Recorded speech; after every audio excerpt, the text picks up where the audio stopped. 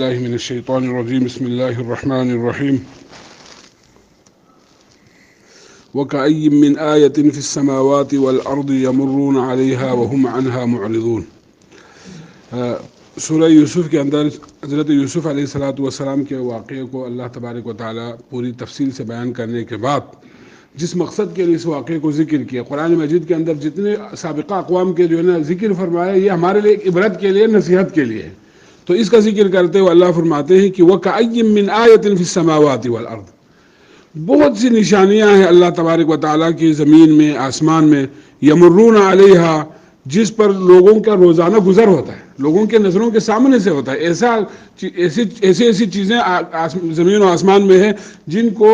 اللہ کے علاوہ کوئی قائم رکھ ہی نہیں سکتا، اللہ کے علاوہ ان کی کوئی جو ہے نا دیکھ بھال کرنے والا، ان کی نگہبان نہیں ہو سکتا، لیکن اس کے باوجود وہم عنہا معرضون، ہر بار وہ ان سے اعراض کرتے ہیں، پھر بھی ان کو اللہ کے بارے میں سمجھ نہیں آتی ہے، اللہ پر مکمل ایمان نہیں لے آتے، اللہ کا قدر وہ نہیں کرتے، یعنی ہر چیز کے اندر اللہ کی حقانیت، اللہ کی صداقت، اللہ کی سچائی کی نشانیاں موجود ہیں۔ وَمَا يُؤْمِنُ أَكْثَرُهُم بِاللَّهِ، اس کے باوجود اکثر لوگ اللہ پر ایمان نہیں لاتے، الا وهم مشرکون، مگر شرک کرتے ہیں، یعنی اللہ کو وما یؤمن اکثرهم باللہ، نہیں ہے ان میں سے اکثر جو ایمان لاتے ہیں اللہ پر، الا وهم مشرکون، مگر وہ شرک کرتے ہیں، یعنی ان کو اللہ تبارک و تعالیٰ کی ربوبیت کے جو ہے نا بہت سے دلائل قرآن آسمان و زمین کے اندر نظر آتے ہیں اور وہ اس کو مانتے بھی ہیں، حتیٰ کہ مکے کے جو کافروں کو کہا گیا کہ آسمان کو کس نے پیدا کیا، زمین کو کس نے پیدا کیا، تو وہ کہتے تھے اللہ نے پیدا کیا، مانتے ہیں اللہ ہی ہے، خالق ہے، رازق ہے، مدبر الامور ہے، ان تمام چیزوں کو چلانے والا وہ ایک اللہ ہے، وہ جانتے ہیں، جاننے کے بعد پھر بھی شرک کرتے ہیں، پھر اس اللہ کے ساتھ عبادت میں، ریاضت میں، بندگی میں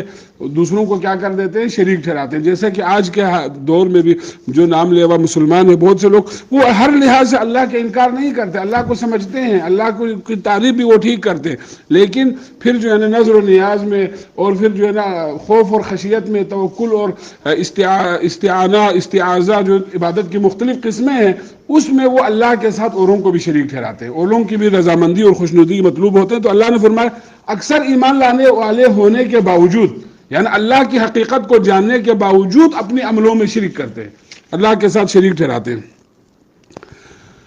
پھر اللہ کے نبی سے فرمایا افامنوا ان تأتیہم، کیا یہ کافر لوگ یہ بے خوف ہو چکے ہیں کہ ان تأتیہم غاشیۃ من عذاب اللہ، یعنی ان کے اوپر ایک ایسی جو ہے نا چھا جانے والی اللہ کی یعنی ایک عمومی عذاب آئے، یعنی اللہ تبارک و تعالیٰ کی قدرت میں ہے کہ ایک ایسا عذاب سب کے اوپر مسلط کر دے اور وہ عذاب جو ہے نا سب کو ختم کر دے، یعنی ایک عمومی عذاب ان کے اوپر آ سکتا ہے اور یہ لوگ سب صفحہ ہستی سے ختم ہو سکتے ہیں۔ اور کیا او تأتیہم الساعۃ بغتۃ، یا یہ بے خوف ہو چکے ہیں کہ اچانک ان پر قیامت ٹوٹ پڑے، اللہ تعالیٰ قیامت کو قائم کر سکتے ہیں، لیکن یہ لوگ اس قدر بے خوف ہو چکے ہیں، وہم لا یشعرون، ان کو شعور بھی نہیں، ان کو احساس بھی نہیں ہے۔ پھر فرمایا قل هذه سبیلی ادعو الی اللہ، اللہ کے نبی صلی اللہ علیہ وسلم سے فرماتے ہیں اللہ تعالیٰ آپ کہہ دیجئے ان کو هذه سبیلی، یہی ہے میرا راستہ، میں اس سے آگے پیچھے کمپرومائز نہیں کر سکتا، ہٹ نہیں سکتا، جس کی میں تمہیں دعوت دے رہا ہوں یہی میرا راستہ ہے، ادعو الی اللہ، اسی راستے پر میں اللہ کی طرف بلاؤں گا اور میں بلاتا ہوں، میں بلاتا ہوں، مجھ سے پہلے جتنے انبیاء ہیں وہ سب بھی اسی راستے پر اللہ کی توحید کی طرف لوگوں کو بلائے ہیں، علی بصیرۃ، میں کوئی جو ہے نا ڈھکی چھپی بات نہیں کر رہا ہوں، بلکہ میں جو بات کر رہا ہوں وہ بالکل روز روشن کی طرح عیاں ہے اور دلیل کے اوپر ہے، لاجک میرے ساتھ ہے، دلائل میرے ساتھ ہے، انا، میں بھی اسی راستے کی طرف تم لوگوں کو بلا رہا ہوں، ومن اتبعنی، اور جو میرے پیروکار، میرے جو ساتھی صحابہ ہیں وہ بھی اللہ ہی کی طرف اور سیدھے راستے کی طرف دلائل اور روشنی کے ساتھ لوگوں کو بلا رہے ہیں۔ وسبحان اللہ، لوگوں یاد رکھو کہ اللہ پاک ہے، اللہ ہر قسم کے نقص و عیوب سے پاک ہے، اور ہر قسم کی تقدیس اور تمجید کس کے لیے؟ اللہ تعالیٰ کے لیے۔ اللہ جیسا کوئی نہیں ہے، اللہ کی طرح کوئی نہیں ہے،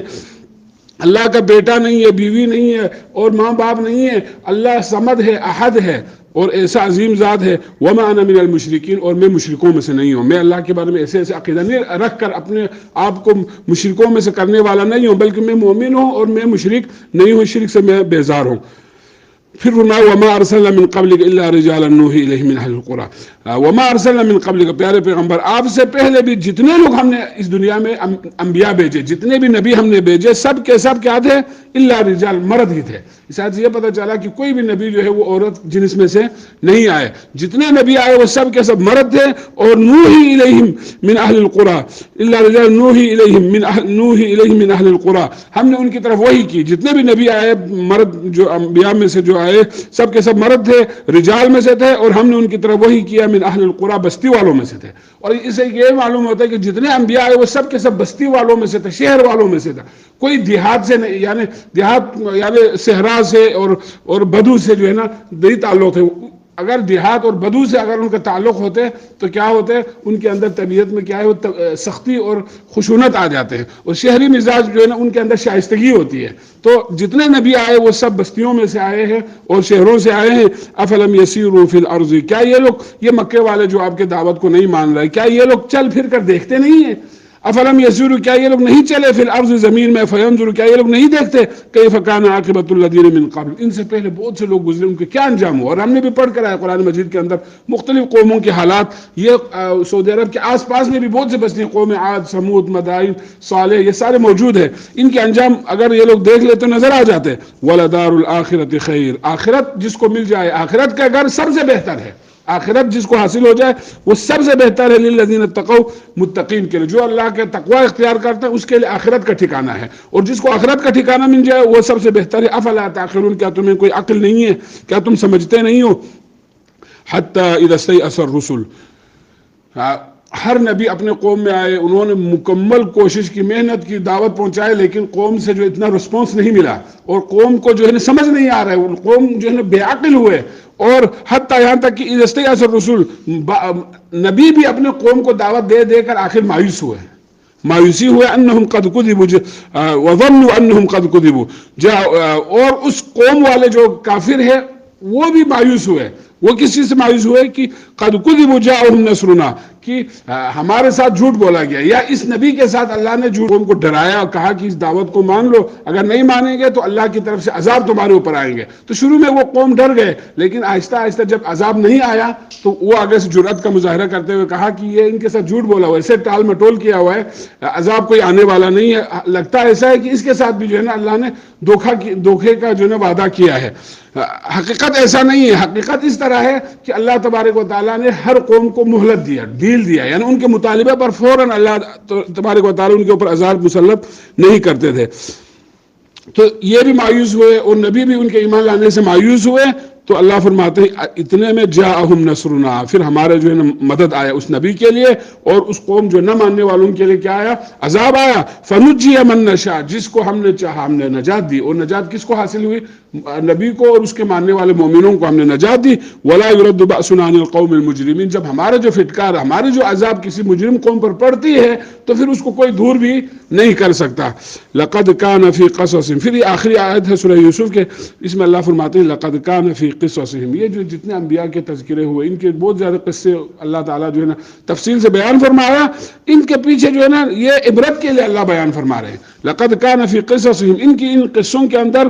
عبرت ہے لأولی الالباب، عقل مندوں کے لیے، جس کے پاس عقل ہو وہ سمجھیں گے، سوچیں گے، فکر کریں گے اور ان سے سبق حاصل کریں گے۔ ما كان حدیثا یفترى، یہ کوئی ایسی بات نہیں جو گھڑی ہوئی ہے، یہ جو جتنے واقعے اللہ تبارک و تعالیٰ قرآن مجید میں سابقہ اقوام کے بیان کر رہے ہیں یہ کوئی گھڑی ہوئی باتیں نہیں ہیں۔ ولیکن تصدیق الذی بین یدیہ، یہ قرآن مجید تو تصدیق کرنے والا ہے، اپنے سے پہلے جتنے انبیاء آئے ان کے اوپر جو کتابیں آئی ان کے حالات کی تصدیق کر رہا ہے۔ وہ تفصیل کل شیء، اور دین کے جو ہے نا جتنے مسائل ہیں، احکام ہیں، ان سب کی تفصیل قرآن مجید کے اندر موجود ہے۔ وہدی ورحمۃ لقوم یؤمنون، ایمان لانے والوں کے لیے قرآن کیا ہے، ہدایت کا ذریعہ ہے اور رحمت کا خزانہ ہے۔ اللہ تبارک و تعالیٰ سے دعا ہے کہ اللہ سبحانہ و تعالیٰ ہمیں سمجھنے عمل کرنے کی توفیق عطا فرمائے۔